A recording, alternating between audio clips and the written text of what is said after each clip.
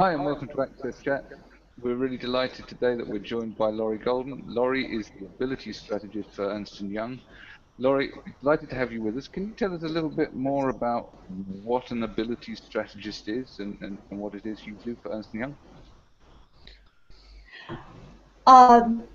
As Ability Strategy Lead for EY, I have the great pleasure of thinking about how we at EY create an environment that enables people of all abilities to do their best work, and how we create a culture that feels supportive of all our people,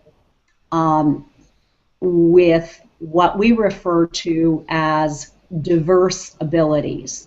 And our definition of diverse abilities is that we all have a range of abilities and disabilities. And rather than categorizing people as typically abled or differently abled, or with disabilities, we see abilities as a continuum that all people and all our people at EY move up and down throughout the life cycle. So rather than focus on what people's abilities are, we focus on what we need to do as an organization in order to maximize the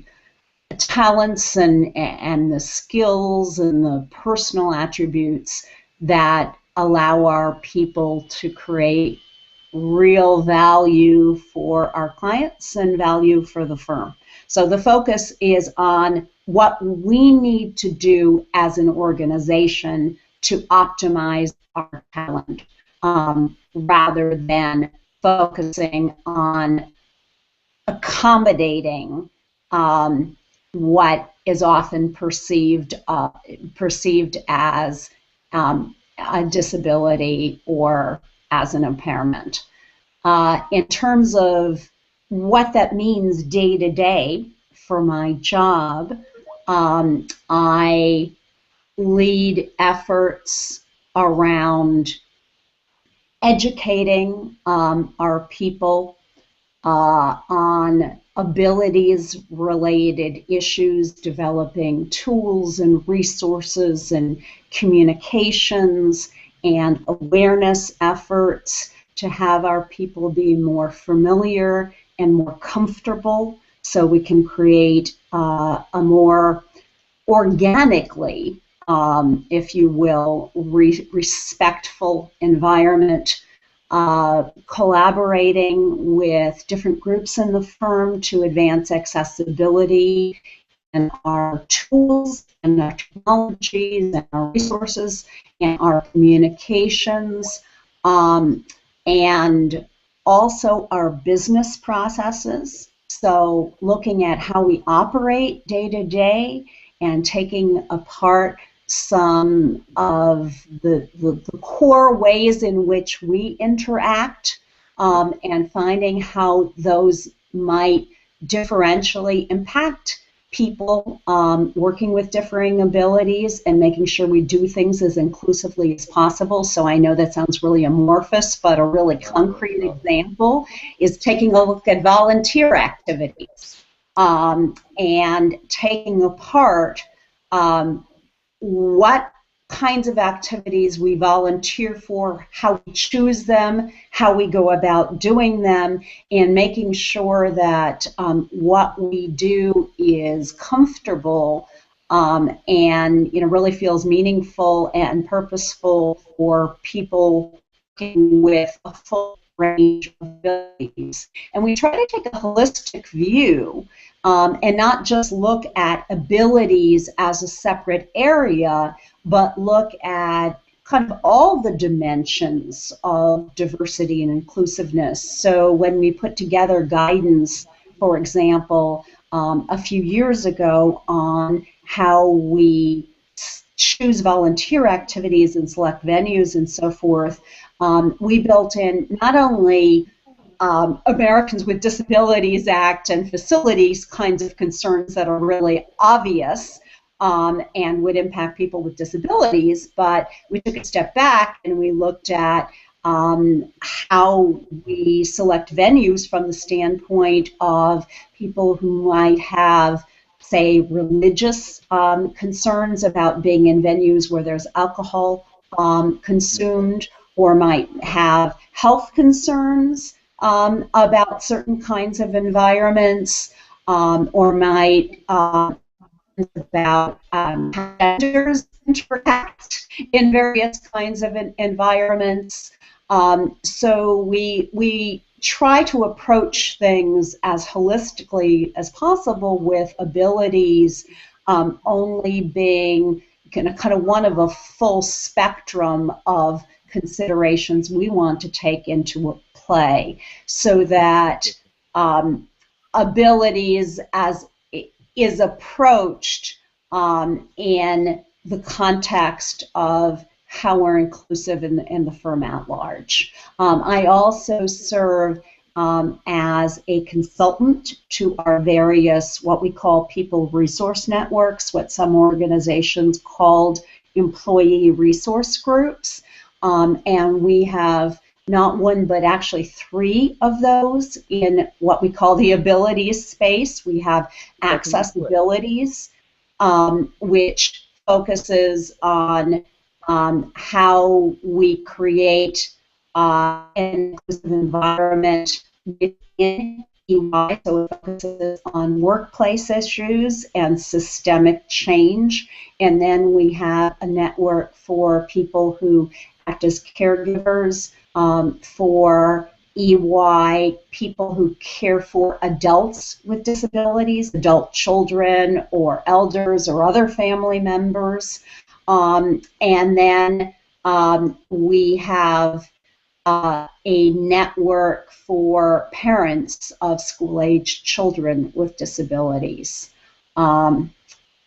So those are some of the many things, and I'll pause for a minute. Okay, great. So I'm very interested because obviously I'm in the UK, but I know a number of your colleagues in the UK. I'm impressed, particularly by some of the employee networks. That you've got a very strong dyslexia network in the UK.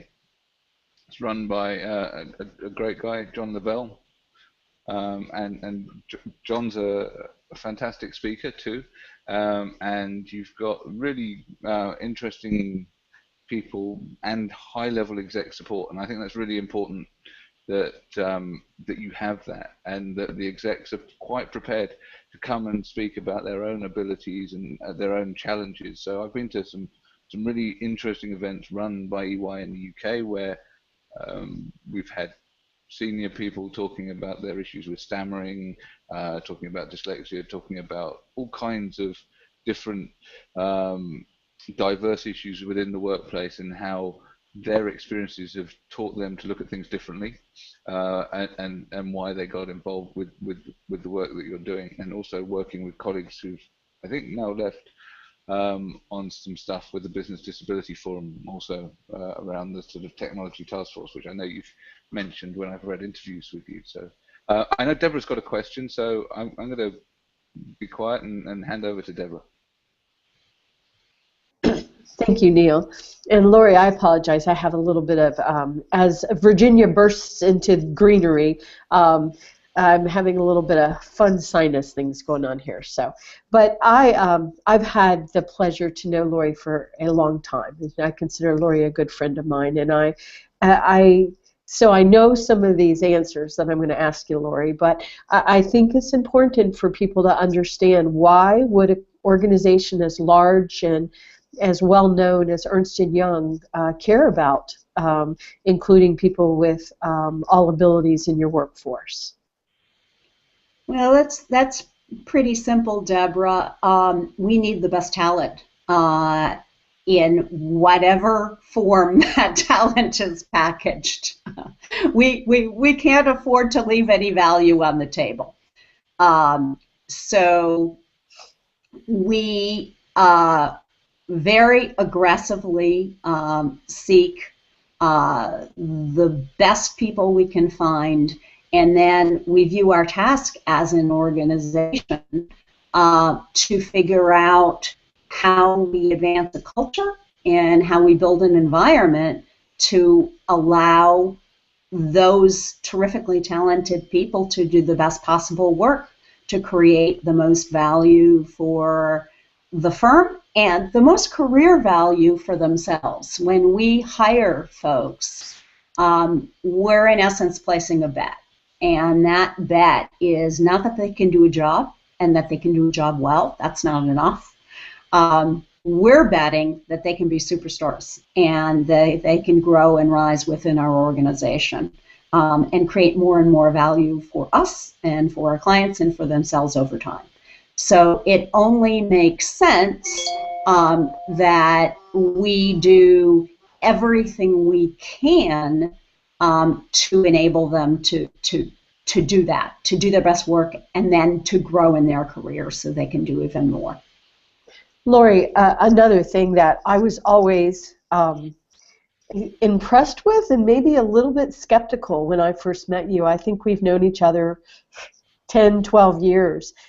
I was so surprised knowing that Ernst & Young is, you know, a multinational corporation, and you have competitors, but I was really surprised at how Ernst & Young was really taking the lead on creating all kind of documents and flow charts and information and websites and training materials, and you were openly sharing it with everyone, including your competitors. And that's something that we don't necessarily see in other industries. And so that always, and at first I thought, why is Ernst & Young doing that? And then I saw over and over and over the years that y'all have been very, very good about that. So I was just wondering if you could address that a little bit, and then I'll turn it over to Antonio, who has a question.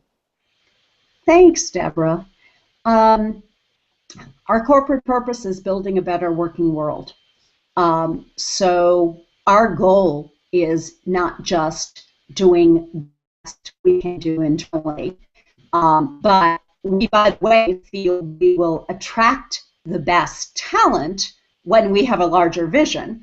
But our larger goal is to mobilize our people to do the best they can do by having that larger purpose. And that purpose is being the best we can be within our organization, and aggressively, and I use that word, you've heard me use it over the years on purpose, aggressively sharing it with everybody we possibly can, and by playing an active role as we can in making things better within our communities and within the world at large. So we look for opportunities to do that.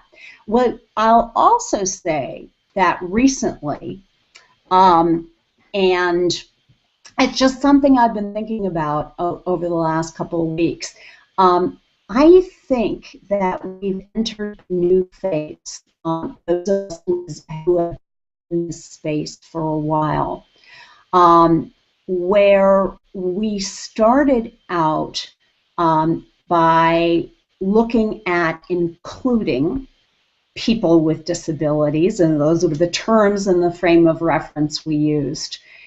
We evolved to looking at embedding. Okay, we include people in our organization, and we embed inclusiveness in what we do day to day and in all our processes. And now we're at a point where I think we're really looking at, we at EY and some other leading organizations are really looking at moving the needle by seeking innovative collaborations with others in this space. We started out years ago, as you noted, by sharing materials and many of us have been sharing practices.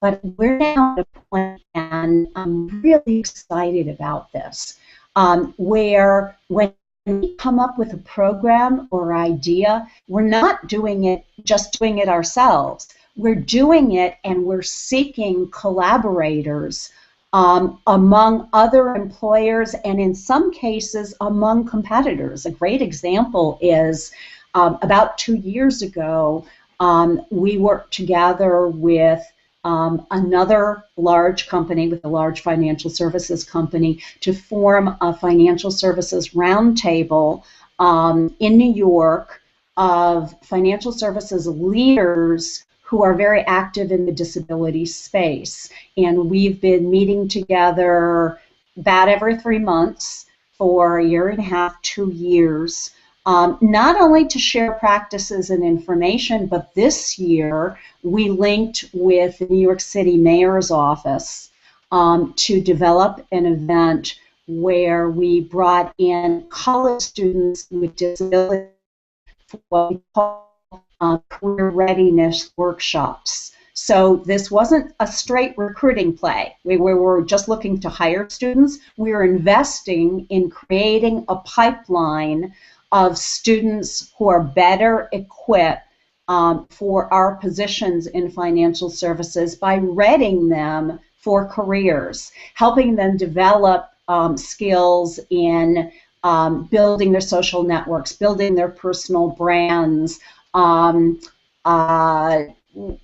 building good resumes even while they're in school and so forth. And instead of just doing it EY with the city, even though the city approached us, we went to the roundtable and 10 companies got together as an industry to create value for around 100 students from throughout New York City. It was extremely successful, and now we're looking to take the lead at EY to expand it as a model to other cities. So I think that's a sea change in how we as an employer community begin to approach things. Neil, I know you had a question you wanted to do before Antonio, so we'll turn the floor over to you, and then we can turn it back to Antonio. So I agree with you about the collaboration. We've been doing similar things, working actually with EY and others through the Business Disability Forum. Yes. I think that it's only through collaboration that we can really move the needle, as you say, because collectively we have much more strength. So it's of benefit to all of our organizations to do this, and by sharing we actually bring greater benefit to our organization. So sharing is actually in everybody's benefit, but it's also within our own selfish benefits as well as organizations, because if we were to do it alone, we wouldn't have the same kind of level of effect. We wouldn't grow the talent pool. We wouldn't have the knowledge and the access to talent collectively or individually. So I'm totally with you that it's something that we need to do as a collective of organizations, and we also have a much greater voice when we talk together, when we are talking to other suppliers and organizations, to enable us to really get the message home that this is something that we need them to do as well, so that we're building an ecosystem that's inclusive rather than just little islands of inclusivity. So I'm very much with you that I think that the collaboration is the way forwards, and I'll hand over to Antonio. Okay, thank you, Neil. Laurie, it's when Deborah started to mention your work to me, and then I decided, okay, let me check the work that Laurie is doing. I realized that you are a sociologist, so we have that. We share that.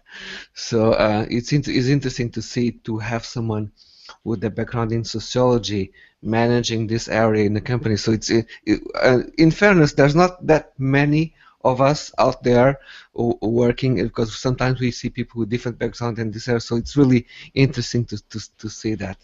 So I found that quite good. What I would like to know, considering that we are talking about an organization that has offices all over the world, how do you think that your work was able to impact across geographies, across time zones. How were your colleagues able to receive this change within Ernst and Young? Ah, that's a really good question, and I thank you for calling me a sociologist. I wouldn't say that I was a sociology major in college, but I will agree with you on one thing.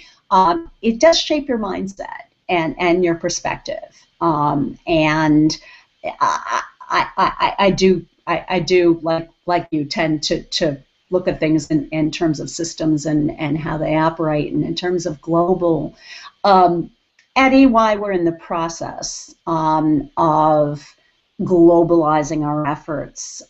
We have a framework and point of view that I'd say is global around what we call diverse abilities, although the language admittedly differs, as you know, Neil. Disabled is a perfectly comfortable term in the UK. It is not so much in the US. And in the US, our larger frame is diverse abilities, and we tend to use that as our kind of point of view globally. But our practices very much differ according to region and according to country. We share quite a bit globally in our European area, in Europe, we call it EMEA, Europe, Middle East, in Asia, quite a bit with our Asian Pacific region, and there are pockets of different kinds of activity in different areas of the world. So I'd say we're not fully globalized. We're in the first stages, and I'd say that first stage is developing a global perspective and a point of view and commitment and a framework. We're addressing technology, for example, and increasingly addressing, though not totally there yet, our communications more globally, but our practices, our resource groups, pockets of innovation, innovative programs are not globalized yet and probably won't be.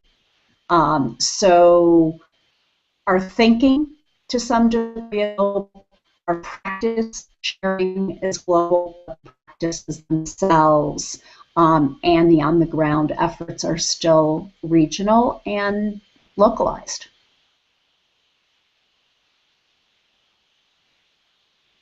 Lori, I have a question for you, and I know this is something that you and I have talked about quite a bit. But I was very proud to include Ernst & Young as a best practice in my book that's coming out in a few weeks. So I know some of this data. But one thing that's always impressed me about the path that Ernst & Young has taken is that you well, obviously you're a smart business, but the way that you've found innovation in these efforts, and also how you've tied it into like the future of work activities. And I think those things are what's going to change the dynamics of these conversations. So I was wondering if you wouldn't mind just elaborating a little bit on those two topics, innovation and future of work, and how it ties into these conversations. Sure. Perhaps the best way to tie it in, Deborah, is to give you some recent examples. If we're looking at our future talent needs and our organization and where we're growing, rather than focusing on just filling positions in a kind of opportunistic one-on-one way, and we already do that, making sure that our processes are inclusive, and that we train recruiters appropriately, and that we've got systems from the time that somebody applies right through the career cycle with us to support people working with different abilities. That's one piece. Looking ahead to how we grow and how we become more efficient as an organization. One example is an effort that we are piloting, where we've taken a look at a larger effort we have to move some of the detailed, repeated work that our certified public accountants now do in support of our client engagements, to be done by individuals who have a lot of financial training and acumen and background, but not necessarily have CPAs. It's very hard to find enough certified public accountants. There's little bit of talent to interface with our clients. So if we can free people up to interface with our clients and find people to do work in the economics of an engagement, the business of running our business, the back end kind of work in a more efficient way, then we can free up some of our most scarce talent, and we can make our operations more cost efficient and more effective. So we have a pilot effort going on to specifically recruit and train people with high functioning autism to work in a center of excellence, doing some of that engagement and economics, and administrative roles. Now, these are very high-functioning professional jobs. They require college degrees or the equivalent, and real proficiency in data and basic mathematics. But as you know, there's a huge unemployment rate among people on the autism spectrum, upwards of 85%. And there's a huge dearth of talent and a huge need, not just at EY, but in many, many companies, to do data analytics kinds of work. If you had to look at the pockets in our economy where there are huge growing talent needs that are hard to fill, you'd look at IT, you'd look at data analytics at huge growth areas, and we're no different. So rather than just hiring people with high functioning autism to do any work, or we may have jobs here and there, we have a scalable model here where we have dozens, and over time we'll have hundreds of positions that can be fulfilled by people who we can specially source and specially train. And rather than just fill jobs here and there, that's real potential to move the needle and to make a real impact for the firm in our efficiency and our quality and our effectiveness over time, to really fine-tune our business model and have what amounts to a real disruptive innovation, as well as move the needle on employment. So that's one example. There are other examples. We recently collaborated with one of our largest clients who approached us about doing a pilot effort at National Technical Institute for the Deaf to run a cybersecurity boot camp for students who are deaf and hard of hearing. National Technical Institute for the Deaf and Rochester Institute of Technology have terrific information technology programs, and they have deaf and hard of hearing students coming out of those programs who face challenges getting employed, even though there's a huge need for computer forensics and cybersecurity professionals. So we collaborated with them and then recruited about a half dozen other large companies to participate in what was a very successful pilot effort that we now plan to expand. Again, a way of getting diverse talent that we might not otherwise find as readily into our organizations, as well as moving the needle in not a small way, but potentially a really significant way on employing a population that's facing specific challenges. Okay. I know. Before I close that Antonio's got a question, and I've got one question as well. So we've not got long. We've only got a few minutes left. So I'll hand over to Antonio before we close up.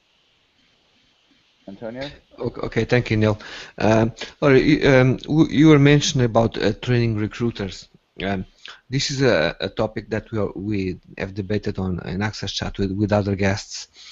And I have discussed that topic with recruiters in Ireland who are always searching for talent, and it's quite difficult to find people to fill the needs of certain jobs.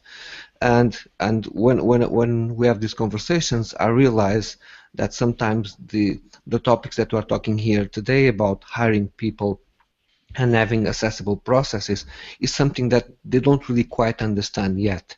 So if we look to someone that is trying to identify and try to bring the best people to the organization, what type of suggestions would you able to give them in order to make sure that they create an accessible process when they hire new employees? I'd say the very first step is to inventory your processes. So from the beginning, if you have an online application process, you want to do an accessibility assessment to see how accessible it is with assistive technologies.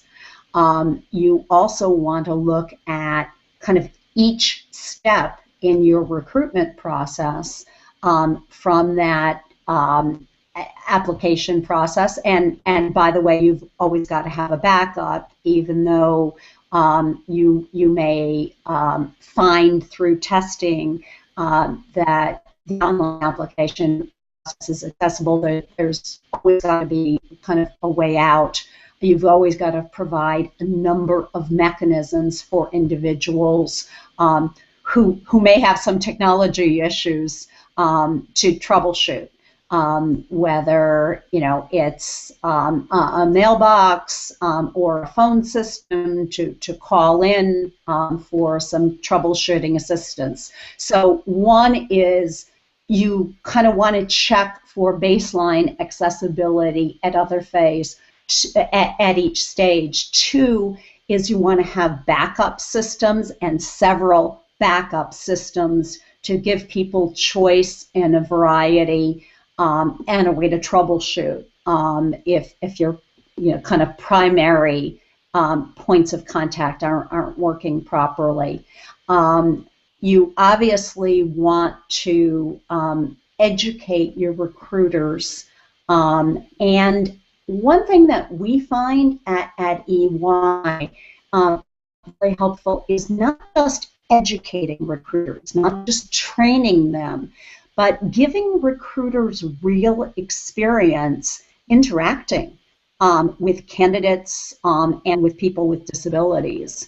One idea that we've employed over the past couple of years, as we have sought opportunities to rotate recruiters through in-person experiences with candidates with disabilities. So when we had the recruiting, the career preparation event that I mentioned that we ran with the New York City Mayor's Office for College Students, we didn't have one or two recruiters. We had a whole recruiter team presenting to the students and then running workshops with the students in small groups so they got to interact. Now that provided value for the students, but it also provided a frame of reference and direct hands-on experience for our recruiters. So it wasn't scary. So it wasn't the first time if they happened to find themselves sitting across a candidate with disabilities, so they would be more comfortable. It also got them engaged in our efforts, so they could be not only more comfortable and better versed, but more excited about our efforts. So look for opportunities for recruiters to get directly engaged face to face. So those are some of the suggestions I'd make.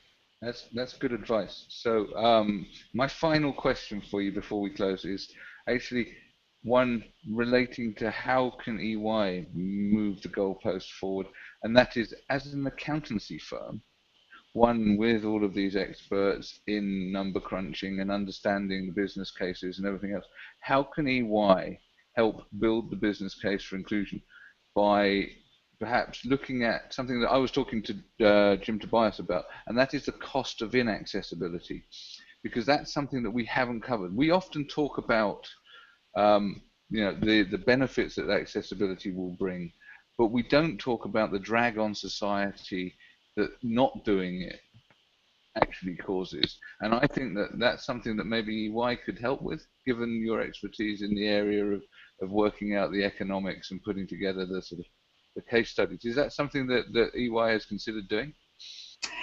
You mean quantifying the cost of leaving talent on the table, or leaving talent less than optimally productive? Well, both. Yes, absolutely. Yes.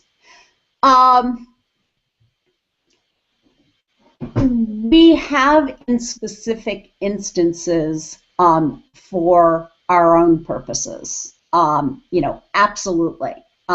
So we have internally qualified the process costs and productivity impacts of not fully optimizing the talent we have, or looking to find another example, looking at a one-to-one accommodations approach rather than a broad and across-the-board accessibility approach. I can't say that we've generalized that yet. So maybe that's something in the offing and something we ought to talk about offline, Neil. Yeah, I think it would be great to look at the broader cost to society. So one of the things that's been happening in the UK is there have been cuts to a number of disability benefits, one of which is the benefit that helps pay for assistive technology and pay for people to get into work. That's actually taking, each time they cut that, they're making it harder for people with disabilities to work, and that is actually reducing the tax take of the government. So although they're cutting, they're actually cutting money away from themselves. So they're increasing the cost of inaccessibility, and it would be really good to be able to sort of put some kind of authoritative figure behind it, because what I tend to see is that there are people making projections, that we all have an idea that this is going to be something that we instinctively know costs society a lot of money. But the credibility of coming from one of the big four accountancy firms would be really, really significant and would be a fantastic boom for us. So I just leave you with that thought, not that I'm telling you what to do. So